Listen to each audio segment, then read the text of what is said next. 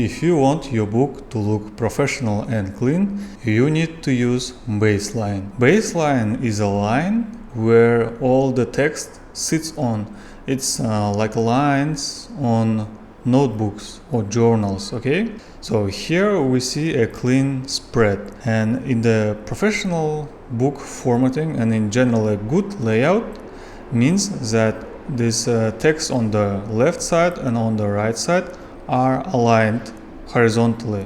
You see, this line is aligned with this line on the right side page. So how do we do that? We use baseline. Okay, let's click Ctrl W to toggle preview, and you see that I'm using the baseline, so these lines. Okay, to turn baseline on or off, go to view, go to baseline grid, and here we have the settings. So you can turn it off or turn it on.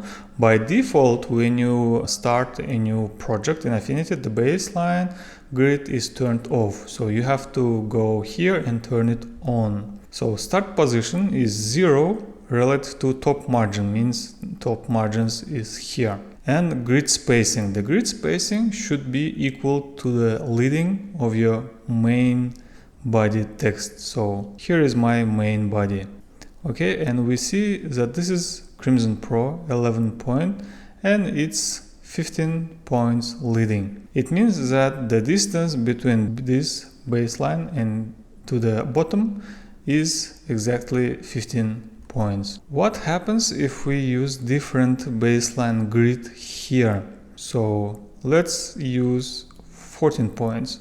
You see now the baseline grid in our book in the settings are lower, smaller than the leading of the main body text. And that's why we see that the next line is forced to move to the next baseline grid. So it looks like this. It just skipped the line.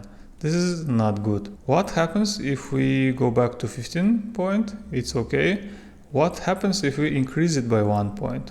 You see that it looks a bit different than if we would use 14 points. It just increases the baseline here. You see it also jumps, but our text is forced to stay on the baseline, and that's why even if we use 15 points leading inside the text as a settings for its paragraph style, the baseline grid forces it to stay on the baseline grid. In fact, we have 17 or 20 or whatever larger leading than in the paragraph style. I hope it makes sense, and that's why you want to always keep the grid spacing equal to the leading of your main body text. And you can change the grid color, so it can be blue or whatever, depending on the background you are working with. You can also show baseline grid, or you can hide it, or you can reveal it, okay? And currently the baseline threshold is 100%. It means that at 100% we are going to see this, okay?